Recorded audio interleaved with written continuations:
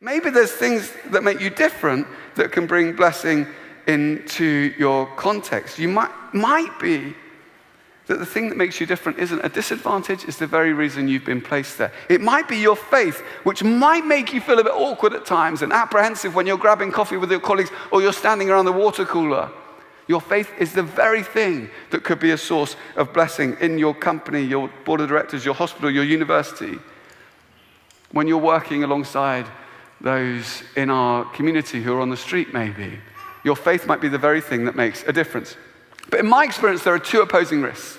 The first is to be so desperate to maintain your distinctness that you separate yourself from the world. You separate yourself from people. You forget that salt needs to be applied to be useful. It's no good just having it in a pile. It needs to be close to people to help. That's what its purpose is. Very easy to be so fearful of losing your distinctness. You separate yourself from people and you don't actually get involved.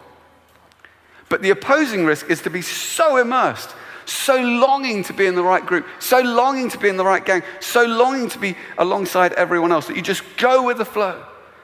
And over the months and years, you're trying so hard to appear one of the group, indistinguishable from everyone around you, that one day you wake up and you actually are indistinguishable from everyone around you. You've kind of lost that very thing which made you different. And that's why it's so important to remind yourself, I've been placed here for a purpose. I'm salt. I know what my purpose is. I'm distinct for the blessing of this community. I'm distinct for the blessing of this company, this workplace, this family.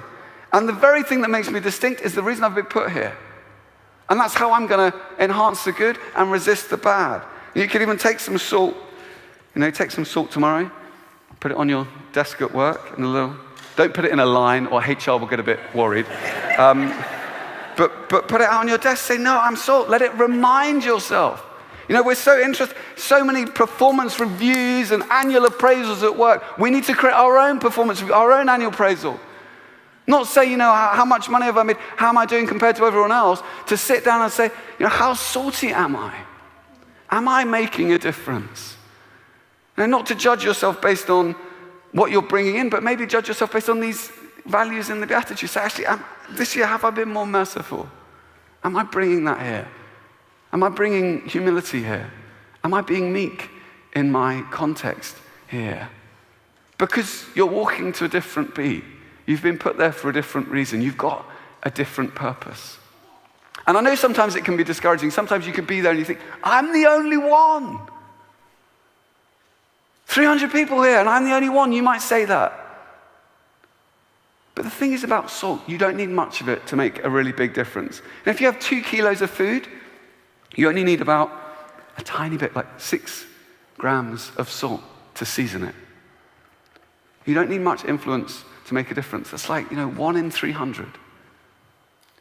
You don't need many people to shape a culture.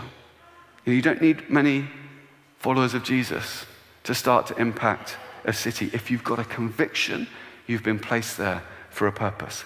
Be distinct.